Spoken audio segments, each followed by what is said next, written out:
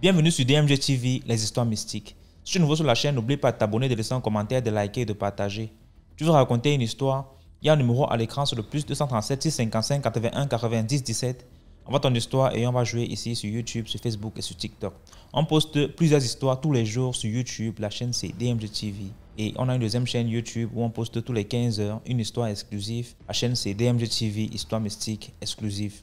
Donc n'oubliez pas de vous abonner aussi de ce côté-là.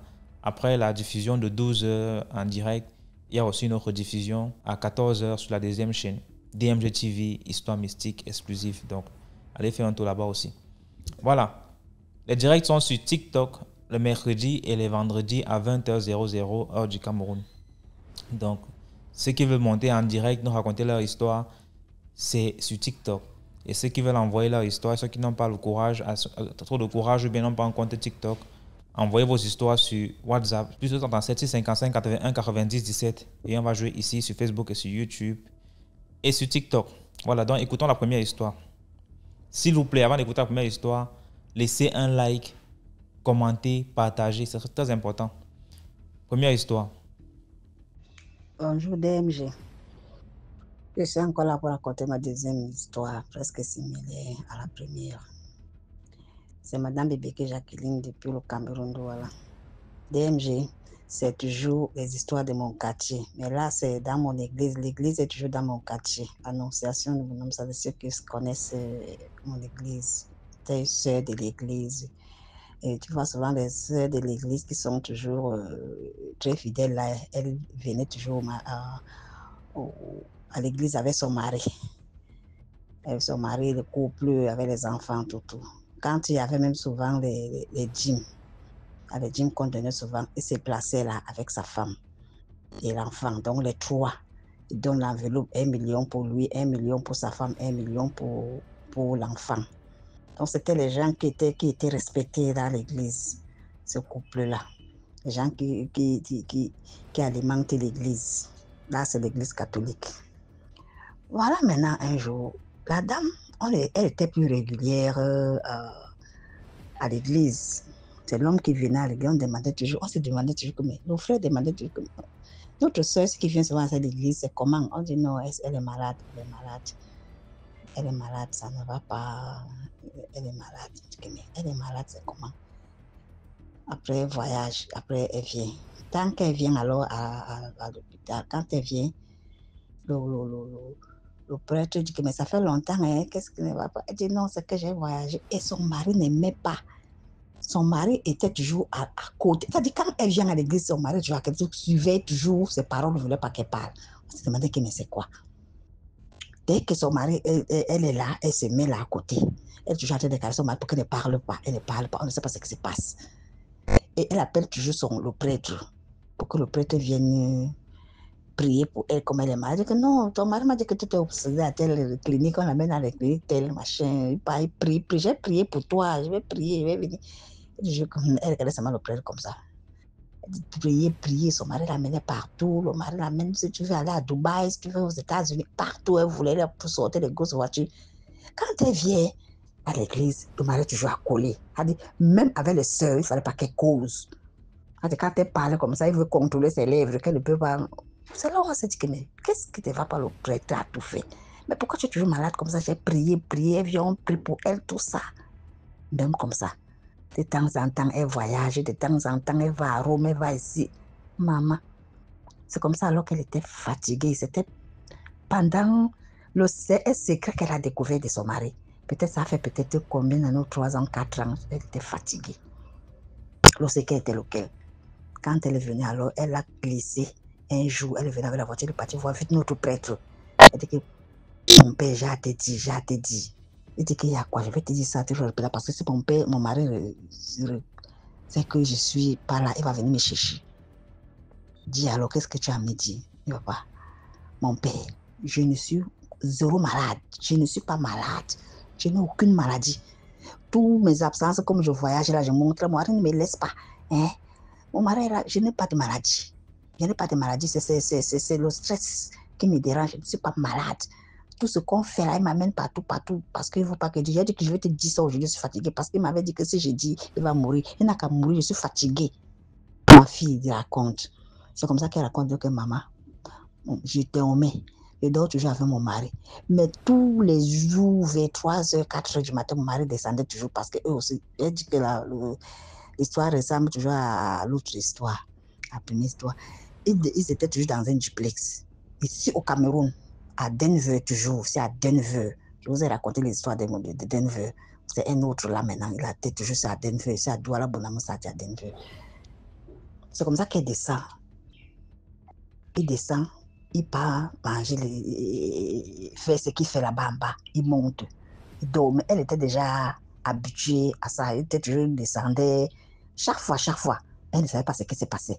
Voilà, alors une fois, comme on dit, un jour pour le voleur, ce jour-là, alors qu'elle est descendue, elle est partie. Elle a eu envie de son mari, quoi, ce soir-là. Elle voulait toucher son mari, elle voulait vraiment que son mari la touche, quoi, qu'ils font les bonnes, comme la femme l'a dit souvent. C'est comme ça qu'elle touche son mari. Elle ne trouve pas son mari au lit. Elle dit que celui-ci est même parti où? Elle a besoin de mon mari, il part où comme ça?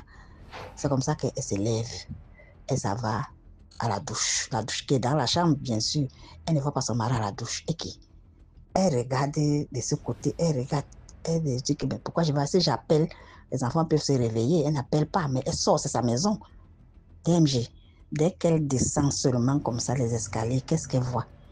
Elle voit comment son mari est assis en train de manger des souris vivantes. Une souris qui vit. Il prend, il mâche, il mange les souris. Elle dit qu'elle a crié comme j'ai crié là. C'est comme ça qu'elle crie, son mari a vu, entendu. Quand son mari a soulevé les mains comme ça, les yeux comme ça, il a vu sa femme en haut. Les souris ont disparu. Bon, il avait déjà mangé là. En tout cas, il avait déjà fait ce qu'il avait à faire. Quand les souris ont disparu, là, tout s'est arrêté là. Elle a suivi sa fille, sa femme. Elle est entrée directement dans sa chambre. Il est venu en courant supplier sa femme se mettre en genoux. Raconter à l'autre tout maintenant, maman. Tu es ma femme. Tu sais que nous sommes appelés à être jusqu'à la mort. C'est que c'est ça qui nous donne l'argent. En tout cas, comme il a dit la vérité. Vraiment, ne dis rien. Si tu sais que tu veux qu'on vive longtemps, garde ce secret. Si tu dis à qui que ce soit, je mourrai le jour-là. Pardon, ne dis à personne. Pardon, ne dis à personne, s'il te plaît. Ne dis à personne. Elle dit, ok. C'est comme ça, alors que tous ces voyages-là, elle l'amène aux États-Unis, elle fait un mois là-bas, il y a toujours quelqu'un pour lui garder là-bas, elle l'amène ici, elle l'amène à Dubaï pour qu'elle essaie d'oublier. Elle a essayé de jouer, mais quand elle dort, elle voit le cinéma là. J'ai dit, elle a supporté ça pendant 4 à 5 ans. Elle dit que mon père, je n'ai pas pu supporter. Ce qui va arriver, arrive. Je ne peux plus supporter, je ne suis pas malade. Je n'ai aucune maladie. Ce n'est que ma conscience qui me juge. Mon mari me gâte, il me donne tout l'argent, tout. Il ne laisse même pas que quand je vais, même chez ma famille, même chez ma mère, il est toujours, il est disponible de m'accompagner partout où je vais, même au marché. C'est lui qui fait le supermarché. Soit on fait ensemble, soit il va faire seul. Partout où je pars, c'est pour ça qu'il me contrôle comme ça. J'ai dit que comme le téléphone risque de sonner là, maintenant, c'est pour ça que je vais te raconter tous les prières que tu priais là, c'était les prières qui allaient avant, il n'y avait rien. Je ne suis pas malade. Quand elle a dit tout ça, elle est partie. Elle a démarré encore la voiture, c'est ce que je voulais te dire. Elle a démarré la voiture, rentrée directement chez elle. Comment son mari a su? Dès qu'elle a sorti même des paroles, le bébé parole, le mari est tombé. Je dis que je t'avais dit que quoi? Je t'avais dit que quoi? T'avais dit que quoi? Il n'a pas raconté pourquoi tu peux me faire ça. Voilà le monsieur qui commence à tomber malade. Tomber malade. La maladie. Est-ce que c'est une maladie? La même son prière, ça devait donner quoi? Tu sais, quand tu es dans les sectes là, ça devait donner quoi? Ça devait faire quoi? C'est le contrat qui a été dit là-bas, dans les clauses. C'est comme ça que le monsieur il a fait peut-être 1 mois ou 2 mois de maladie. Il est décédé, je dis ici, notre église, une femme de l'église. On nous a raconté, puisque quand on la voit, on dit que la voilà, elle est vue. La femme, je n'ai pas dit qu'elle m'a raconté l'histoire, mais on m'a montré la dame. On faisait l'église avec elle, même prêtre. Comme ça que le monsieur est décédé. Elle est restée avec les biens. Le monsieur est décédé. Donc ces choses-là, vraiment, quand je vois les gens avec beaucoup d'argent, moi j'ai peur. Il ne faut pas envier l'histoire que je veux dire à nos soeurs, à nos femmes, à nos mamans. Ne pas envier l'argent. Quand tu vois quelqu'un qui a trop d'argent, essaie de regarder, de voir, même voir par les prêtres. Et je me demande même comment les prêtres font souvent, où ils savent que l'argent qu'ils prennent là, c'est l'argent des sectes, où ils bénissent ça. Je ne sais pas ce qui se passe. Madame, je ne sais pas. Moi, je demande souvent si vraiment ils savent. C'est comme ça que la femme est restée veuve joyeuse. Le monsieur est parti, mais il a fait vivre ce monsieur-là peut-être 4 à 5 ans. C'est l'histoire que je voulais vous raconter. Bye, bye, bye, Madame Bibeke Jacqueline depuis Douala Bonamoussadi. Tapoter, tapoter. Merci beaucoup pour l'histoire. Maintenant, on va écouter la deuxième histoire. Bonjour DMG, bonjour à la communauté DMG, likons, partageons, commentons. Bon, c'est Jess encore. Bon, là, vraiment, DMG, j'ai décidé de te raconter les histoires. Parce que moi, je n'ai pas TikTok. Je ne sais pas pourquoi, quand moi, je me connecte à TikTok, ça me bouffe énormément de connexion. Donc, je préfère faire comme ça. Bon, en tout cas, je viens encore aujourd'hui pour une autre histoire.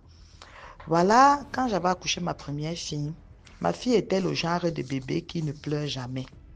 Je vous assure que l'enfant là ne pleurait jamais. Je dis bien jamais. Quand elle est déjà trop dépassée par la situation et qu'elle veut pleurer, elle fait seulement un bruit. C'était tous ses pleurs comme ça.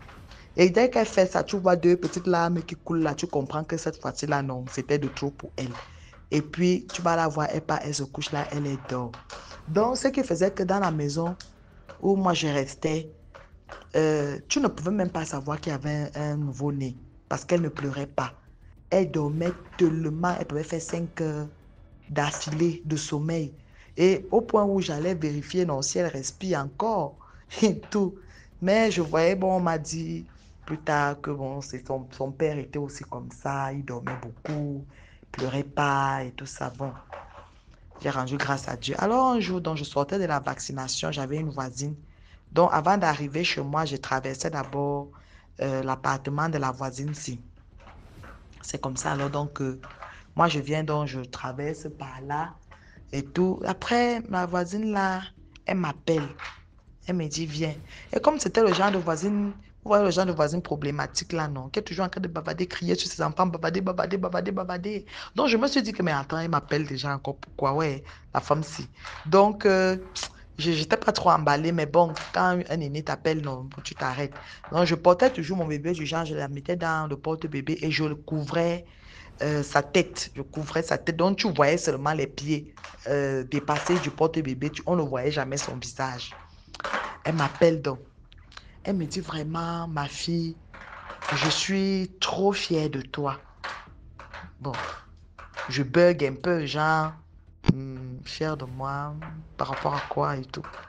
Elle me dit que oui, je suis vraiment fière de toi, la façon que tu gardes ton bébé là. En plus, Dieu t'a béni, t'a donné un enfant qui ne pleure même pas. C'est-à-dire que quelqu'un vient dans le camp-ci, il peut rester ici là pendant des mois sans jamais savoir qu'il y a un bébé dans la maison, c'est qu'il y a un nouveau-né ici. On n'entend jamais l'enfant la pleurer. Rien, vraiment, je bénis vraiment le Seigneur, vraiment, parce que comme toi dans ta situation, comme je vous disais, moi, je suis orpheline et tout. Donc, je me débrouillais seule avec mon bébé. Elle me dit vraiment, dans ta situation, là, Dieu t'a vraiment donné aussi un enfant qui ne va pas te déranger pour que tu puisses au moins, même s'il faut aller puiser l'eau, comme je vous racontais là, qu'on partait puiser l'eau dans le genre de source que la colline qui était là, c'était l'épreuve. Si tu réussis à passer de là, tant mieux. Si tu glisses là, c'est que tu rentres encore. Tu pars à la source, aller puiser l'eau. C'était comme ça. Donc, elle me disait que vraiment, je vois comment tu te débrouilles là seule. Et puis, Dieu t'a encore donné un enfant qui ne dérange pas et tout. Donc, c'est bien et tout. Quand je te regarde souvent ton enfant, là, je me souviens, ça me rappelle mon enfant qui était mort. Quand elle dit donc d'abord ça, mon cœur fait genre que, mais attends, Iki, comment tu veux me parler? Et tout. Elle me dit non, tu sais, après, elle appelle un de ses enfants que va chercher la photo d'un tel dans la chambre. L'enfant va chercher la photo, l'enfant vient montrer.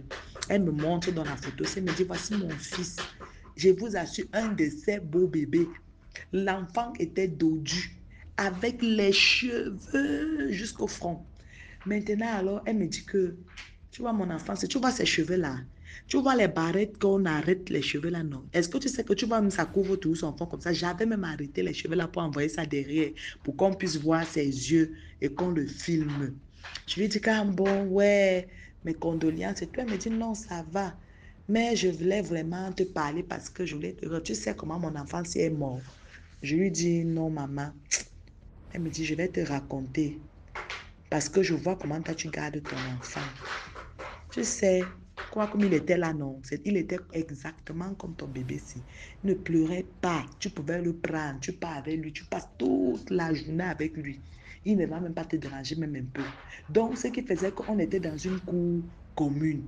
Et c'était comme ça quand il était né. Comme il ne dérangeait pas et comme il était aussi beau, gros et tout ça. Donc, les gens venaient le prendre dans les voisins. Quand il dit, donne-moi un peu ton bébé là.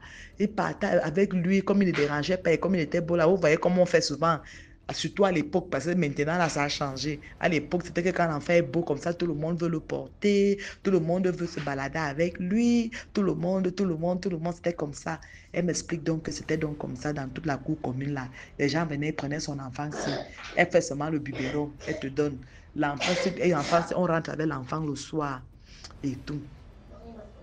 Après, alors, donc, elle me dit qu'un jour, donc, voilà son fils donc, qui tombe malade. Dans maladie, si, elle porte l'enfant, elle l'amène à l'hôpital. On arrive à l'hôpital, on commence à soigner l'enfant. On soigne. L'enfant a fait un mois, plus d'un mois à l'hôpital. On fait tous les examens, on ne voit pas ce que l'enfant a. L'enfant a fini de maigrir, que l'enfant était seulement malade, jusqu'à ce que finalement, même à l'hôpital, non. Les médecins lui ont dit que vraiment c'est mieux qu'elle rentre avec son enfant parce que l'enfant là, ce qu'il a n'est pas simple, quoi. Que l'hôpital ne peut rien faire. L'hôpital a déjà tout fait. C'est comme ça, alors, donc, elle rentre. Donc, quand elle rentre, donc, comme ça, là, vous voyez, elle veut maintenant partir dans l'indigène. On lui dit que non, elle est venue trop tard avec l'enfant. On ne peut plus rien faire. C'est comme ça que son enfant est décédé.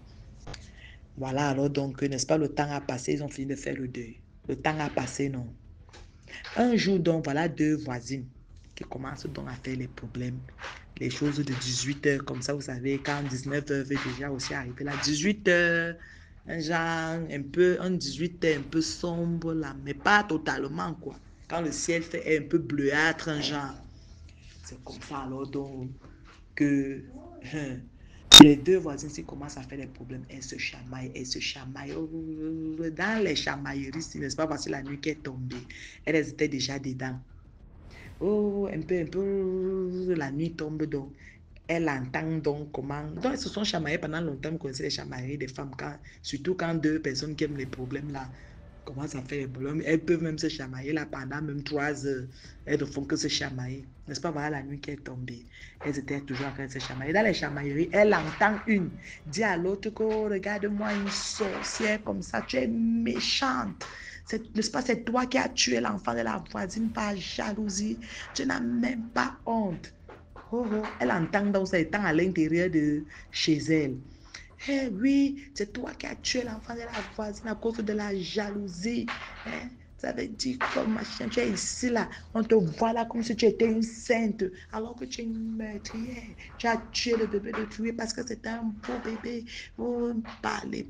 Pendant qu'elle parle, donc quand elle veut donc se lever pour sortir, son mari lui dit, reste tranquille, on va gérer ça le matin. Parce qu'il a vu aussi que tu vois avec le cœur de mer, non, elle peut sortir là-bas, ça vient encore autre chose. Peut-être même, elle donne un coup à la femme, tu es tombée là, elle meurt. Donc, on voyait un peu. Donc, le mari lui a dit, reste tranquille, on va gérer ça le matin.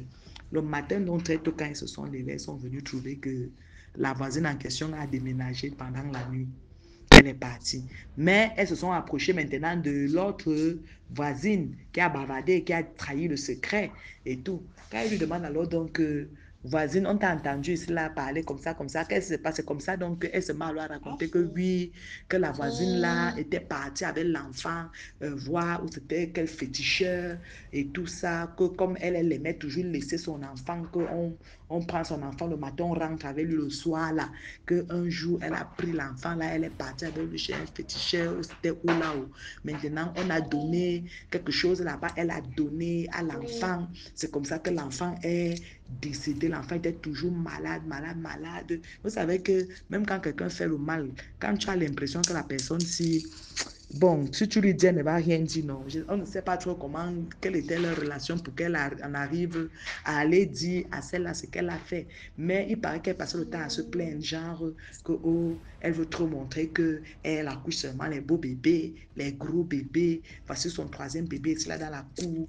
Elle accouche seulement les beaux, donc elle accouchait seulement, mais l'autre, c'est là encore, il quille les cheveux, tout ça. Dès que quelqu'un vient seulement, elle est là, elle passe son temps à donner son bébé aux gens pour montrer aux gens que son bébé est beau, son bébé est ceci, que son bébé là est même beau plus que qui. Ce qui était vrai, c'est que les bébés de la femme même en question là n'étaient pas, ils n'étaient pas très, la nature ne leur a pas fait beaucoup de grâce en fait.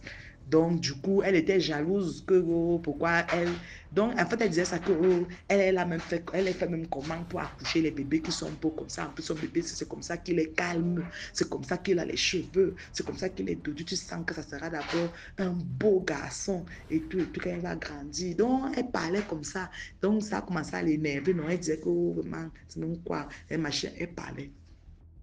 Jusqu'au jour où elle a porté l'enfant, si, amené chez un féticheur ou un marabout, on ne sait où on a fini de faire quoi à l'enfant. L'enfant est décédé. Mais on devait alors encore faire comment? La femme même qui avait fait ça avait déménagé dans la nuit et ils ne l'ont plus jamais revu. Ils ont même encore effectué même les recherches là pour la localiser, mais ils ne l'ont plus jamais revue. Elle me dit donc c'est comme ça que moi j'ai perdu mon bébé. Et quand je vois la façon que tu gardes ta fille, parce que quand on voit comment tu la couvres là, quelqu'un peut croire que c'est un lait bébé, mais pourtant ta fille là est très belle, mais je vois comment tu la couvres, tu la caches et tout. Moi aussi, c'est dans mon cœur que tu ne connais même pas tout ce qu'elle a d'abord subi même avec l'enfant si pour que je la couche même seulement. Donc là où je suis là, non, je ne blague même pas avec elle. Donc, c'était un peu ma petite histoire pour attirer l'attention des mamans.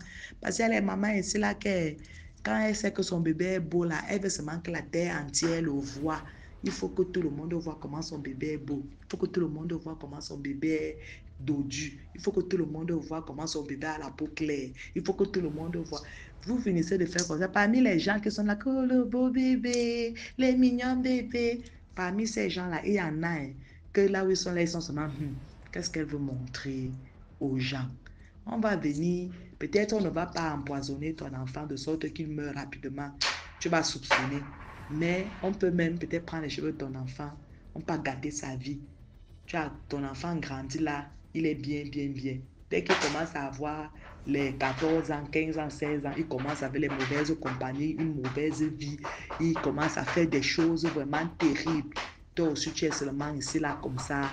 Tu ne comprends pas que l'autre, celui-ci sort même doux avec le genre de comportement. Alors que l'affaire, que le montrine, le proving, comme on dit souvent, que voilà mon enfant, j'ai accouché. Or, ce n'est que par grâce que tu as accouché un bébé aussi beau. C'est seulement Dieu qui t'a donné. Tu n'as fourni aucun effort pour ça. Aucun effort. C'est Dieu qui a permis que tu accouches un enfant pareil. Mais pourquoi alors te comportes-tu comme si tu n'avais pas reçu cet enfant, comme si ce n'était pas tes propres forces que tu as accouché un si beau bébé, au point où tu vas montrer à toute la terre, te vanter, montrer comment ton enfant est beau. D'autres, même quand c'est comme ça, là, ils se mettent même à se moquer des autres bébés. Que, comment ton bébé là est beau comme ça, alors que ma part, elle fait les comparaisons. Les trucs comme ça, ce n'est pas souvent bien. En tout cas, c'était ma petite histoire encore. Merci beaucoup pour l'histoire. Maintenant, on va écouter la 3e histoire. Bonsoir, bonjour DMG. Voilà, je reviens encore sur notre histoire, toujours sur les morts. Alors, l'histoire, c'était un couple qui se sont connus à l'école. Ils se sont connus à l'école. L'homme, en tout cas le garçon de la femme, avait grandi dans des bonnes conditions. Là, ils étaient déjà à la fac. Et la femme, moyen un peu. Mais vous voyez les femmes qui ont un peu de carences des grandes dames là, parce qu'elles rêvent grand, elles rêvent gros. La femme, elle était sorcière. Elle n'a jamais caché à son mari. Quand elle s'est connue avec son mari au début et tout, c'est parti au mariage. Quand c'est arrivé au niveau du mariage, il lui a dit, hé papa, moi, je dois te raconter ma vie. Moi, là où tu me vois, là, je suis pour moi sorcière. Mes deux tatas, côté maternel, m'ont donné la sorcellerie. Ma maman m'a donné la sorcellerie. Mon oncle, côté paternel, est sorcier. Donc, on est là chaque nuit, nous, ces réunions de famille de sorcellerie. Est-ce que toi, tu vas accepter ça? Le mari dit, mais moi aussi, je veux être PDG. Donc, ça ne me dérange pas. PDG, genre, lui, rêve aussi gros. Il veut avoir des entreprises, il veut bien être. Donc, avoir une femme sorcière, ça va l'aider. Pas de souci. Ils ont fait des enfants. En faisant des enfants, ils ont eu 3 enfants, 3 filles. La première, c'était vraiment la fille aimée de son papa. Donc, la protéger. La maman dit que non, on doit donner la sorcellerie à cet enfant. Le papa dit non, laisse l'enfant. Ils ont eu encore une deuxième fille. On leur donnait la sorcellerie à cet enfant. La maman dit non, et le papa dit non, laisse l'enfant. Mais le papa n'était pas sorcier. Ils ont eu le troisième fille encore. Là maintenant, on donne la sorcellerie. On a donné la sorcellerie. Disons, la troisième fille s'appelle Michou. Maintenant, la maman, qu'est-ce qu'elle a fait? Quand les enfants ont grandi et tout ça, la maman dit, cet homme-là, même moi, je le rapporte beaucoup. Lui me rapporte quoi? Lui, là, il va voir. La maman fait quoi? Fait passer le papa. Donc, fait passer le mari, son mari. En faisant passer son mari, genre, elle tue son mari avec sa famille, quoi. En tuant son mari avec sa famille, ils se sont entendus quand ton mari va mourir. Les biens, comme toi, tu t'entends pas bien avec sa famille. Son mari avait l'argent. Quand je dis l'argent, des hôtels, des voitures, des maisons, des restaurants. Les tatas, on dit, nous, on veut seulement que tu donnes des voitures, tu nous donnes quelques parcelles de ton mari. Nous, ça nous va. Maintenant, la dame aussi dit, ok, pas de souci, aidez-moi à tuer seulement mon mari. On a tué son mari. Quand son mari est mort, c'est là où le film a commencé. La dame dit que elle ne va pas enterrer son mari. Son mari va vivre avec elle. Donc, la maman, dans sa sorcellerie là, que sa famille lui a donné, elle a fait passer son mari. Elle est partie encore chez le féticheur.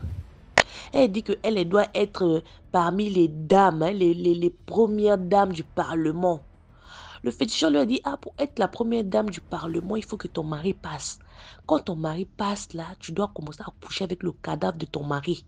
Chaque jour, tu vis avec ton mari, mais façon cadavre.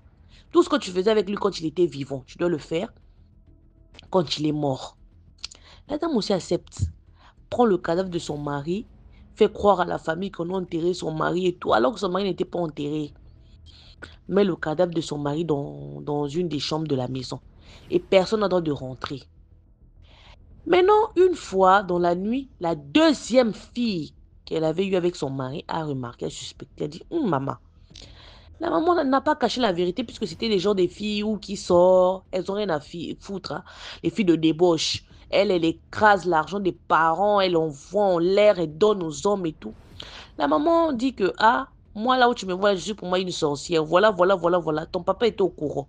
Mais moi, j'ai des projets plus grands que le ventre. J'ai fait passer votre papa. Donc, c'est comment? Soit tu rentres dedans avec moi et Fifi aussi, genre Michou. Michou est sorcière aussi. Donc, on est là. Moi, je suis sorcière. Michou est sorcière. Votre papa n'était pas sorcier, mais était dans les histoires mystiques. Donc, toi, tu veux rentrer ou pas? La fille dit que oui, maman. Et moi, je veux apparaître. Moi, je veux dominer mes amis. La maman dit, une condition, il faut que tu couches avec le cadavre de ton père. La fille dit, oh, maman, on est un petit problème. Je dis, oh, maman, c'est un petit problème, t'inquiète pas. La fille a commencé à coucher avec le cadavre de son père biologique. La maman aussi. Le papa commençait à apparaître chez sa première fille pour dire que, ma fille aimée, j'étais laissée comme ça, tu es en train de vivre avec des vampires dans la maison. Regarde ce qu'ils m'ont fait. Genre, le cadavre commençait à parler à sa fille. Mais sa fille, comme elle n'a pas 3 yeux, elle n'a que 2 yeux, elle ne voyait pas, elle n'entendait pas. La maman, maintenant, sentait la première fille, genre, elle était devenue un dérangement pour elle. Elle a foutu la fille dehors. La fille est sortie de la maison. Maintenant, le jour du partage, la maman se lève, dit à la famille du mari que vous n'aurez rien, même une fourchette, même un carreau de sucre, je vous donne pas. C'est ma richesse, c'est pour moi et mon mari, vous aurez rien. DMG, la famille a dit, ah bon, on verra. Dis seulement cet enfant n'est pas le nôtre. Mais si notre frère là, c'est notre frère, toi tu verras. Le mari commença à pleurer, commença à sortir, à parler à sa famille que là où moi je suis là, elle m'a pas enterré, c'est une sorcière, la fille que vous voyez là.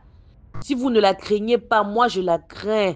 Elle m'a pas enterré, je suis dans la chambre là-bas cachée quelque part. Mais qui va t'entendre? Ah, quand on dit les morts et les vivants là ne vivent pas dans le même monde. Maintenant, les sorciers, les réunions de famille en pleine journée, hein, les deux tatas, l'oncle et la maman. Fait asseoir leur fille, dit que, ah, dans notre sorcellerie, là, il y a niveau et puis niveau. Toi, ton level, là, ça nous a dépassé. Il est où notre part, avant même de commencer à parler? La fille dit quelle part? La famille dit que, quoi? Nous, on t'a aidé. Toi, tu es né, c'est nous, on t'a donné la sorcellerie. Toi, aujourd'hui, tu veux marcher sur nous. Il est où notre part? La fille dit qu'il n'y a pas de part pour vous. Quelle part vous parlez? De ma richesse que j'ai souffert, moi et mon mari. La famille dit que, toi, ta sorcellerie, ça nous dépasse. On a tué quelqu'un. On doit l'enterrer. Toi, tu prends le cadavre de ton mari, tu le caches chez toi. Nous, ça, en tout cas, ça, là, nous, on lave notre main dedans. On va même pas mettre notre main dedans. Notre bouche, même les pieds, on ne mettra pas, même les yeux. C'est ton problème, gère avec ton mari. Maintenant, la famille est partie. Comment l'histoire s'est terminée? Pour faire court, pour ne pas être trop long. Parce que vraiment, l'histoire est trop longue. Donc, je veux faire court. Comment l'histoire s'est terminée? Michou, qui était sorcière, elle est tombée sur un sorcier. Un sorcier sorti du village qui est venu détruire la maison de, de sa sœur avec sa maman. Elle est partie là-bas et tout lever avec le gars. Le gars, comme c'était un sorcier, lui, la nuit, c'est le chef des sorciers même. La nuit, quand il se pavanait,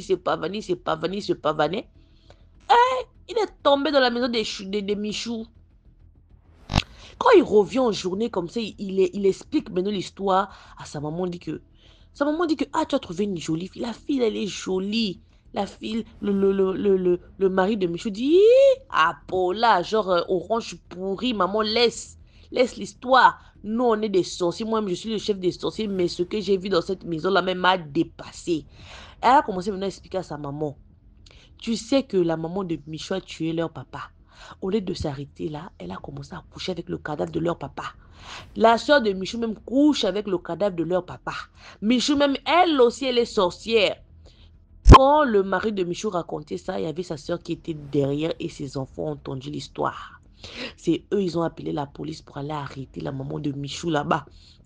C'est comme ça l'histoire. Tout le monde a connu que, les grandes dames du Parlement, il faut faire attention. Les jeunes filles que vous voyez riches qui partent jeter l'argent dans les boîtes de nuit chaque week-end, chaque jour, qui donnent aux garçons facilement. C'est des filles très dangereuses. Voilà un peu mon histoire. J'espère que j'ai pas été très long. Des gros bisous à vous, la famille DMG. On est ensemble. Et au passage, DMG, on n'entend plus tonton Alex. Il est passé où? La dernière fois que l'on l'a entendu, c'était en 2023 ou 2022, comme 2023-2022. Jusqu'à maintenant, on n'a plus les nouvelles de Tonton Alex. Tonton Alex, il faut monter pour nous raconter tes histoires, ça nous manque. Allez, au revoir la famille. Ciao, ciao. Que Dieu vous bénisse. Merci beaucoup pour l'histoire. Maintenant, on va écouter la 4e histoire. Bonsoir DMG. Je viens raconter cette histoire par rapport à l'histoire 835 de Sagesse de Paul concernant les jeux de hasard. Son histoire m'a rappelé une histoire que j'ai vécue. À l'époque, c'était dans les années... C'était en 2006-2005, si je ne me trompe pas. C'était l'époque où il y avait les tontines à grande échelle. Et c'était les pasteurs qui étaient les organisateurs de ces tontines-là. C'est eux qui étaient à la tête de ces tontines-là. Et il faut dire que ces gens de tontines-là changent de dénomination lorsque ils finissent l'arnaque. C'était un genre d'arnaque qui ne disait pas son nom. Et dans ce jeu de hasard, il y a une de mes connaissances qu'on avait coopté pour être à la tête de l'organisation de ce jeu de cette tontine-là. Et étant à la tête, il a pris à l'époque un de ses frères, un de ses frères qui allait le seconder dans cette tâche-là. Donc, ils étaient là-bas. Pour 10 000 francs, tu pouvais gagner 100 000 francs ou bien même des centaines de mille. Et plusieurs fois, moi, je venais de rentrer à l'ENS, École de formation des professeurs. Donc, j'avais ma petite bourse. Et le frère de la connaissance en question voulait que je donne mon argent, ma petite bourse là, il voulait que j'investisse, je place, voilà, les maisons de placement d'argent là, et que je place mon argent pour fructifier ça. Je dis non. Bizarrement, j'ai toujours refusé. Au point où une fois même, il a pris lui-même son argent, il l'a placé, il m'a même dit qu'il a mis mon nom, il l'a placé pour moi. J'ai dit, moi, je t'ai pas envoyé. Il n'était pas envoyé. Donc, je ne veux même pas que mon nom soit inscrit dans votre histoire de placement. Il dit, mais si l'argent vient là, l'argent que tu dépenses là, J'ai dit, ah, ce qui est sûr, moi, l'argent que je dépense là, c'est de l'argent qui m'est proposé. Moi, je ne connais pas l'origine. Mais dire que moi-même, de façon consciente, je vais aller placer mon argent, je refuse. Ah, mais toi, tu n'es pas ambitieuse. Je dis oui, je préfère ne pas être ambitieuse. Parce que moi, pour moi, je n'ai pas plus de mérite que les autres personnes. Pour 10 000 francs, je vais avoir 100 000 francs. J'ai travaillé quoi? J'ai travaillé quoi? 10 000 francs, 100 000 francs. Mais c'était quand même aberrant. Donc, c'est comme ça, lorsque eux, ils plaçaient, ils récupéraient, puisque eux, ils étaient à la tête. Donc, quand ils placent, ils peuvent récupérer autant d'argent qu'ils peuvent et les autres qui ne sont pas dans le cercle ne bénéficient de rien jusqu'à ce que l'affaire capote. Quand l'affaire a éclaté, ils se sont amassés autant d'argent que possible. Et la connaissance qui était en tête à l'époque, il s'est acheté des terrains qu'il n'a même pas retrouvé même. Il a acheté des terrains, mais après, au bout du compte, tout ça lui a filé entre les mains. Et maintenant, la connaissance qui était plus proche de moi, qu'est-ce que lui il a fait? Lui et un autre de ses frères se sont mis ensemble pour ouvrir un magasin de riz. Mais les histoires de jeux de hasard, c'est vraiment pas simple. Ils se sont associés, ils ont ouvert ils ont pris un local dans lequel ils allaient vendre du riz. Ils ont pris le local, ils devaient payer le loyer, ils ont payé le loyer, tout ça, la caution qu'il fallait pour avoir le local, pour utiliser le local pour vendre du riz. Ils se sont même trouvés un vendeur. Mais tenez-vous bien, qu'est-ce qui s'est passé à le magasin? Les connaissances dans notre entourage, dans le quartier, on leur a fait savoir qu'on vendait du riz, qu'on avait un magasin de riz. Et quand les gens viennent, ah, on a besoin d'un sac. Ils prennent le sac de riz. Tu déposes le sac de riz. Ils ne te remettent pas l'argent aussitôt. Hein. Quand tu repasses pour prendre l'argent, ah, après, je vais te donner. Donc, après, je vais te donner, l'argent reste comme ça. Les gens viennent, ils prennent le riz. Les gens servaient en sac comme en détail. Ils prennent le riz. Et je vous dis, je vous assure que ce n'est pas on. Moi-même, j'étais témoin de l'affaire. Tous les sacs de riz, toute la quantité de riz qu'il y avait, tout est parti en crédit. Ils n'ont pas retrouvé l'argent. Donc, vers la fin, c'est eux-mêmes leur propre argent. Ils étaient obligés de se débrouiller pour payer le local. Mais au bout du compte, vu que les sacs de riz que les gens ont pris, les gens n'ont pas payé, ils n'avaient plus d'argent pour payer le magasin. C'est comme ça leur argent est parti en fumée. En fumée. Le peu qui leur est resté avec lequel ils devaient se débrouiller, leurs connaissances qui avaient appris qu'eux, ils avaient pu retirer leur argent de cette affaire de placement d'argent, sont venus leur prendre des crédits qu'ils n'ont jamais remboursés jusqu'à aujourd'hui. J'ai dit, tu vois que tu n'as pas si gagné que ça. Sur le moment, tu as eu l'impression que tu as gagné, mais tout est parti en fumée. Je vous assure qu'aujourd'hui, ils ne peuvent pas dire que bon, quand on a fait le placement, voici ce qu'on a eu, voici ce qu'on a pu acquérir avec cet argent de placement. Vraiment, moi, je n'ai jamais été pour les jeux du hasard. Je ne sais pas si c'est parce que c'est ma foi chrétienne qui fait ça, mais vraiment, je n'ai jamais apprécié les loteries et autres. On gagne. J'ai jamais, même les tickets de grattage, on achète le ticket, on gratte, ça n'a jamais été mon fort. Et je n'ai jamais encouragé personne à le faire. Donc, c'était pour confirmer que ce que Sagesse de Paul dit là, c'est vrai. Et que les gens gagneraient à travailler, à faire fructifier leur argent en investissant de façon sérieuse, correcte, pour voir les bénéfices, mais pas par l'argent de loterie ou bien de jeux de hasard. Merci.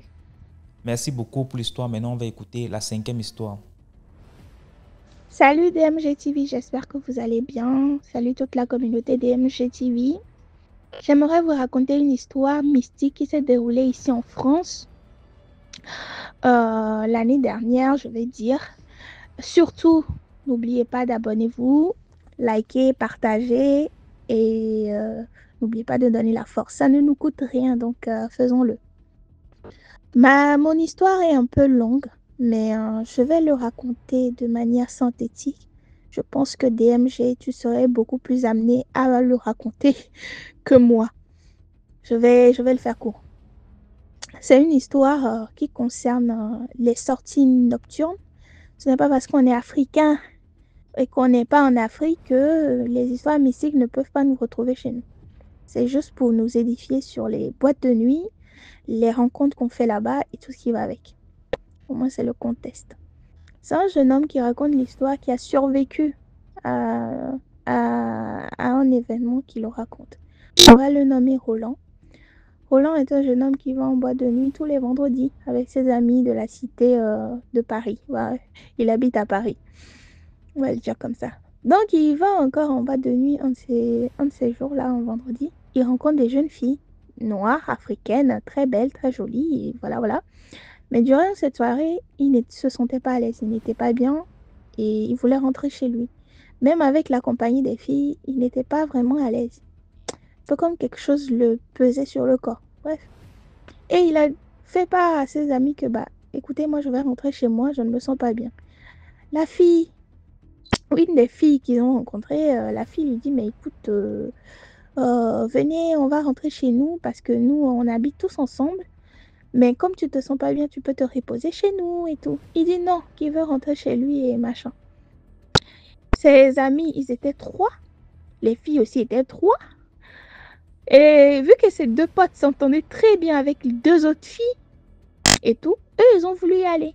Mais finalement, ils se sont avisés, ils ne sont pas allés. Ils sont rentrés chez eux. Mais en partant, une des filles là les a dit, écoutez, prenez mon numéro. Si demain ça vous tente, venez chez nous. Je vous envoie l'adresse et si possible, je vous enverrai même notre chauffeur Uber. Ce qui fut fait le lendemain, vu que Roland, je pense que je l'ai appelé Roland, oui. Vu que Roland n'était pas bien, il est rentré vers 3h du matin, il n'a pas bien dormi, il n'a même pas du tout bien dormi du coup. Mais il s'est quand même apprêté pour partir, pour aller à cette soirée organisée par les filles. L'Uber est arrivé, l'Uber les a pris et tout. Il a remarqué que dans la voiture de l'Uber, il n'y avait pas de rétroviseur qui était devant le chauffeur. Il n'y en avait pas. Il s'est posé la question, mais comment ça se fait que en France, ici, tu roules sans rétroviseur interne? C'est bizarre, mais bon. Et il a vu sur le visage du chauffeur aussi que, on dirait qu'il rigole, qu'il était joyeux. Voilà. Il rigolait un peu aux commentaires des jeunes hommes qui étaient dans la voiture.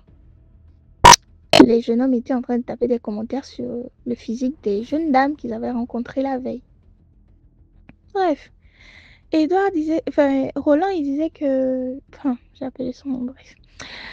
Roland, il disait qu'il était assis devant le conducteur et il avait l'impression d'être morose. Il n'était pas bien, fatigué et tout.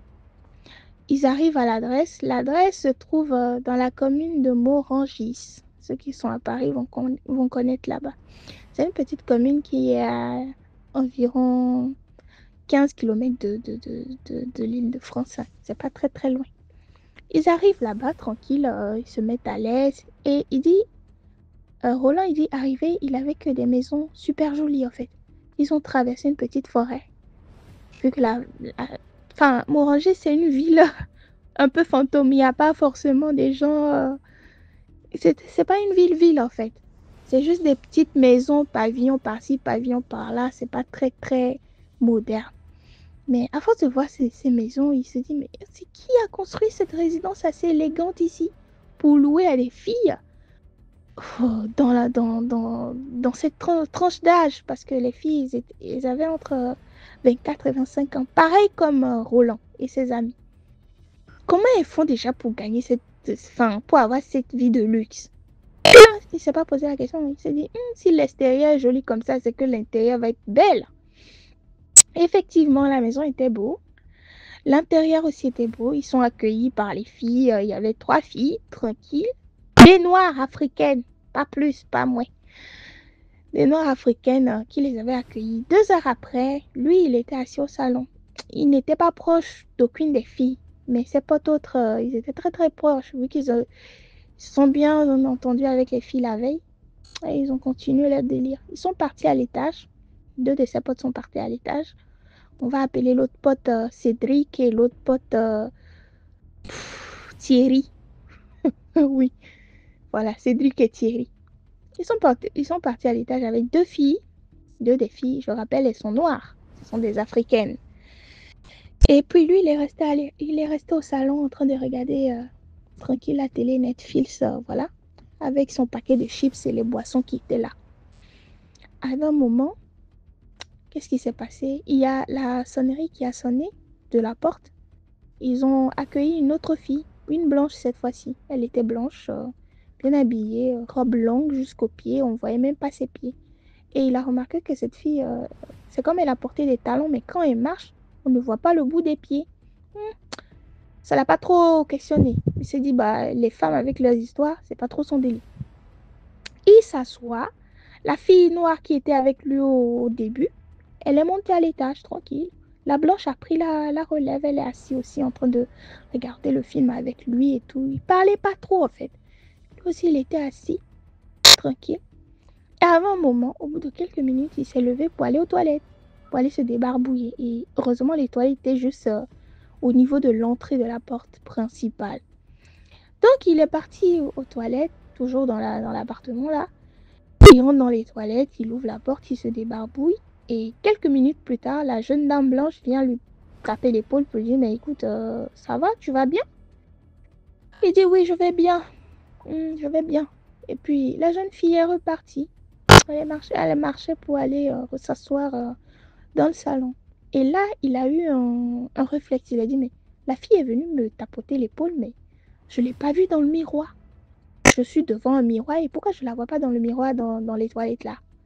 Et là, il dit, c'est comme il a eu une révélation, il a eu une peur.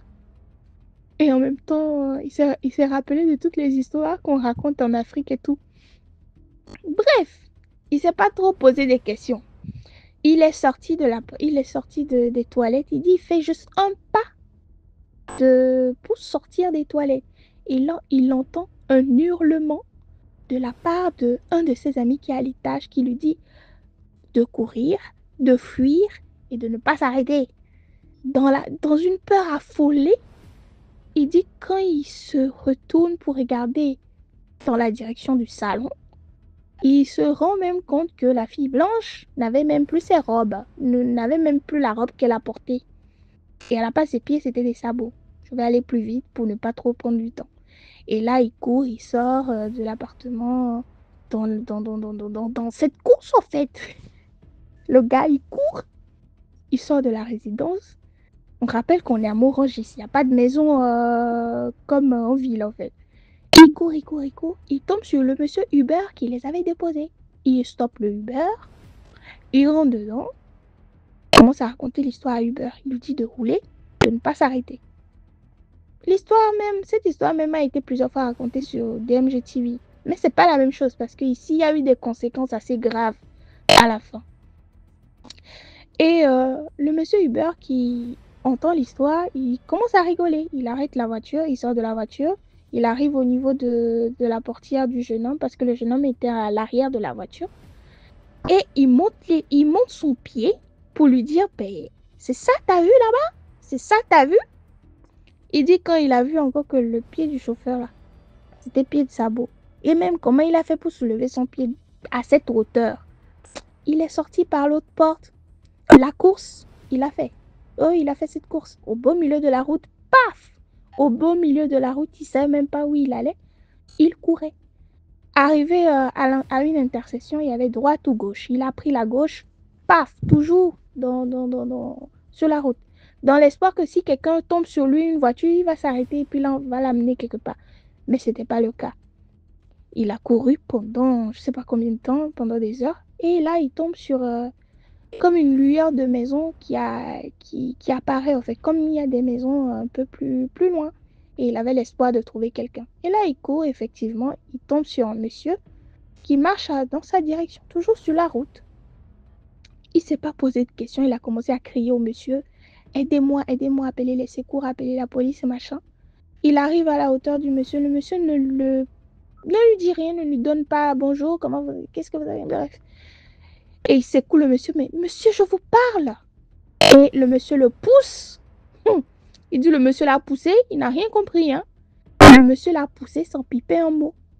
Le monsieur l'a poussé, l'a jeté, genre du bas de la route là. Genre, il est tombé sur le bas de la route, tranquille. Et là, il dit, quand il s'est relevé pour poser la question au monsieur, mais pourquoi vous m'avez poussé? Et quand il se lève pour terminer sa phrase, il ne voit plus personne. C'est comme ce monsieur s'était volatilisé. À la vue de ça, notre cher Roland s'est évanoui. Il ne peut plus donner d'explication à cette histoire. Il s'évanouit. Et là, il ne sait plus quoi dire. Il est dans la merde. On va dire comme ça. Il dit, il ne sait même plus combien de temps il a fait, mais il se disait, c'était pas longtemps. Au bout de 10 minutes, il s'est réveillé.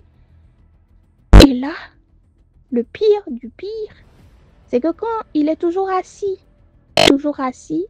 en train de scruter à gauche, à droite de la route pour voir, mais qu'est-ce que je viens de vivre? Et là, il voulait se tourner dans l'obscurité. Hein. Il voulait se tourner pour regarder derrière lui, pour voir si dans la forêt, là, genre dans les arbres qui étaient au bord de la route et tout ça, il n'y avait rien, il n'y avait personne, si le monsieur n'était pas caché quelque part, voilà. Et là, il se tourne, il tombe nez à nez à la fille blanche qui était dans le salon au départ avec les pieds de sabot. C'est assez bouleversant. Notre cher Roland reprend la course. Là, il n'a plus d'excuses.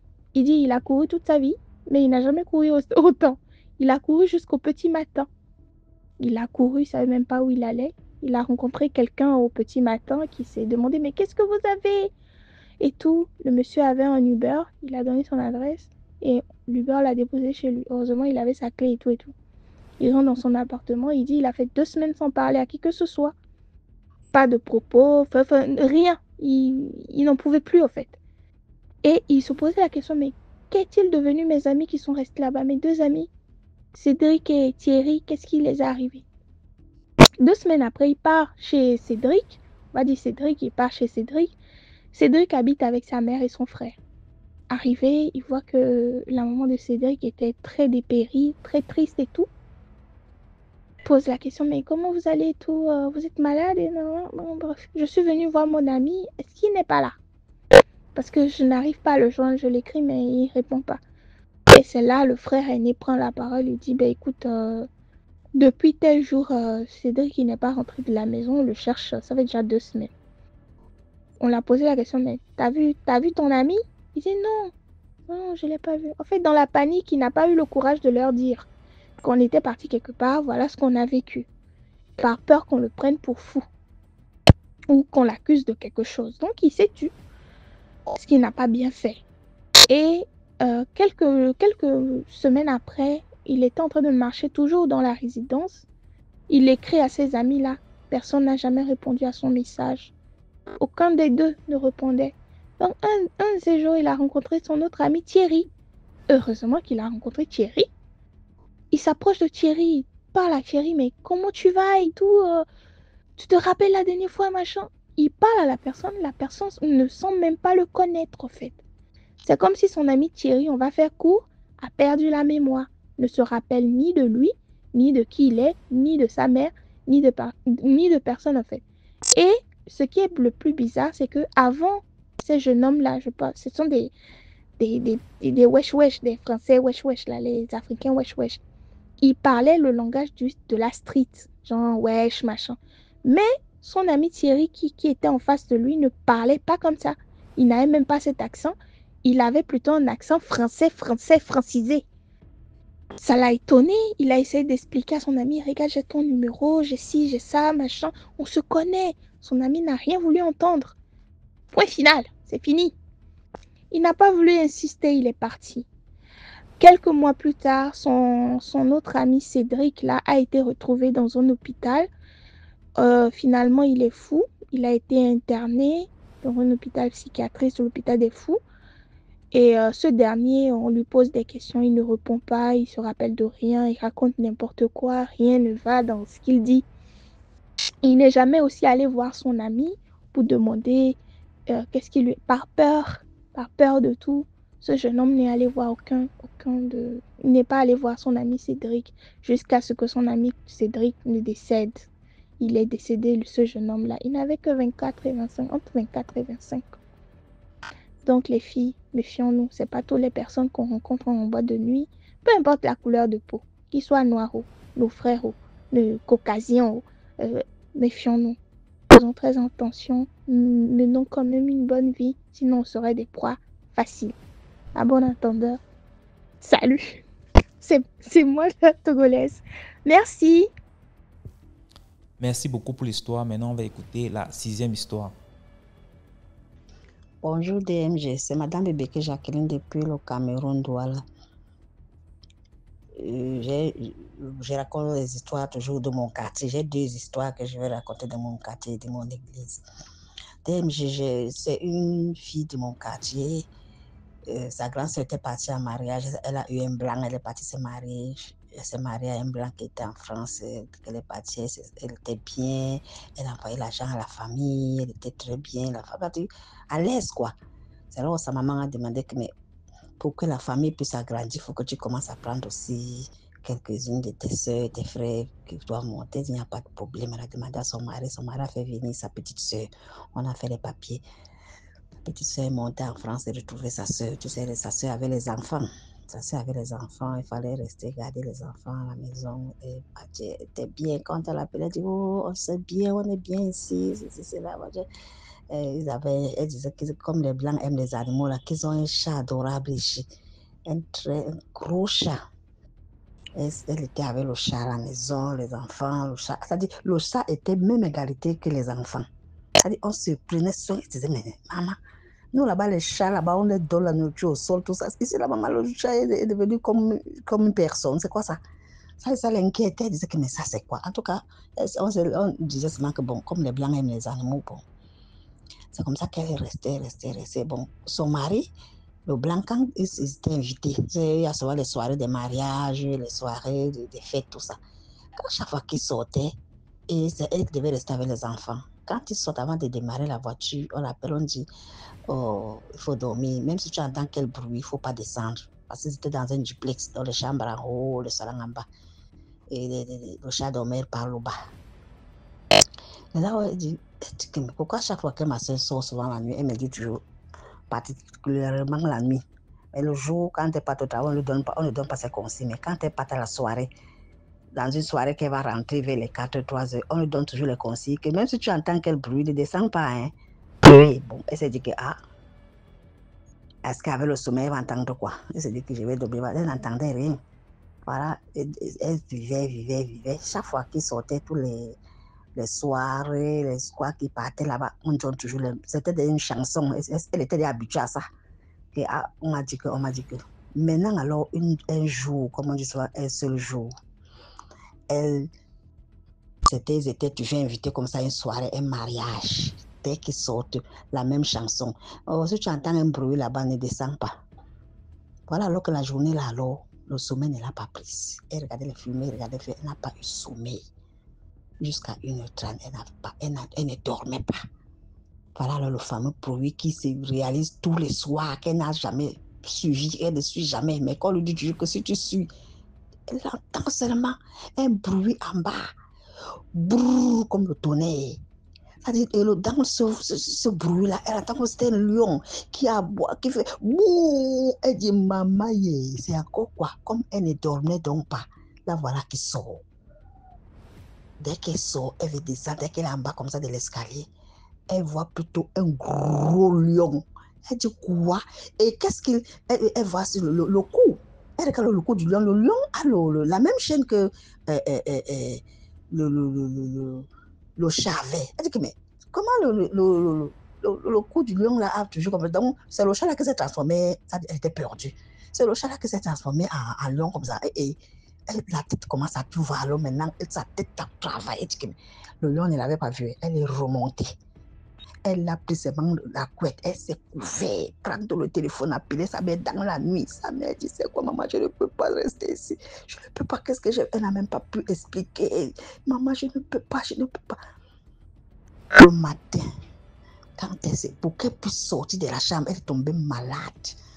Elle n'allait pas. Sa soeur même était même obligée de... Quand ils sont rentrés, mais sa soeur est venue dire que ma soeur ne se lève pas souvent tard. Qu'est-ce qu'elle fait même dans la chambre? Qu'est-ce qu'elle ne va pas? Elle connaît sa soeur, elle dit que c'est quoi? Elle dit que non, maman, je ne me sens pas bien. Qu'est-ce qu'il y a? Il y a quoi? Tu as eu quoi? Non, c'est que quoi? Il faut parler. Elle tourne là, elle tourne là. Quand elle voit le chat, elle se lève, elle voit encore que le lion est devenu le chat. Le chat, elle voit la même chaîne, donc il n'avait pas à discuter. Ça veut dire que c'est le chat qui se transforme en lion. Donc, rien à demander, rien à discuter. Elle était bien sûre de ça. C'est là qu'elle dit à sa soeur que maman, le lion, elle a expliqué tout à sa soeur, à deux. Elle a dit à sa soeur que maman, le chat là que j'ai vu, je comprends un peu. Qu'est-ce qu'on t'avait dit? C'est pas pour ça qu'on t'avait dit qu'il ne faut pas descendre. Ne parle pas fort. Restez tranquille. C'est notre totem. C'est ça qui nous donne la richesse comme ça. Elle dit quoi? La fille a dit que maman, moi, je ne peux pas rester haut. Je ne pourrais pas vivre ici dans une maison où les gens... Je ne peux pas. Moi, je lui ai dit que mais comment? Elle n'a même pas eu l'idée qu'il faut qu'elle aille même aller ailleurs. Elle s'est dit que non, peut-être c'est va même chez notre blanc, c'est la même chose. Elle dit là à sa mère que maman, je vais rentrer. Maman, elle avait toujours... Son passeport était là, non? On peut se voir le billet. Maman, elle a décidé seulement qu'elle part. Elle a dit à sa soeur que je ne peux pas partir. Elle a expliqué tout à sa mère. Maman, je ne peux pas vivre dans cette maison. Donc, ça veut dire que l'argent qu'on nous envoie là-bas, tout ça, c'est l'argent de totem, marché. Comme ça que la fille est partie retrouver sa mère au Cameroun. Elle ne peut pas. C'est quand elle rentre au quartier que tu connais, nous, les gens du quartier, on demandait que ça se passe comment, et comment quelqu'un part en France, elle ne peut pas rester là-bas, elle n'a pas eu sa part de blanc comme ça. Là, tu vois les commentaires, le Congo, ça du quartier. C'est là où l'histoire est sortie. Ainsi, comme je vous raconte là, les histoires de mon quartier, il y en a plein. Bye, bye, bye, c'est Madame Bibiki. Tapoter depuis le Cameroun, Douala. Bye, bye, bye, bye, bye, bye. Merci pour l'histoire. Voilà, c'était tout pour aujourd'hui. J'espère que vous avez aimé. Laissez vos commentaires. Si par exemple vous avez un commentaire à donner à l'histoire numéro 2, par exemple, vous pouvez écrire H1, voilà ce que je pense, ainsi de suite. Sachez que tous ceux qui envoient les histoires ici viennent après lire les commentaires. Donc c'est important de dire ce que vous pensez. Si vous avez un message en particulier pour un intervenant.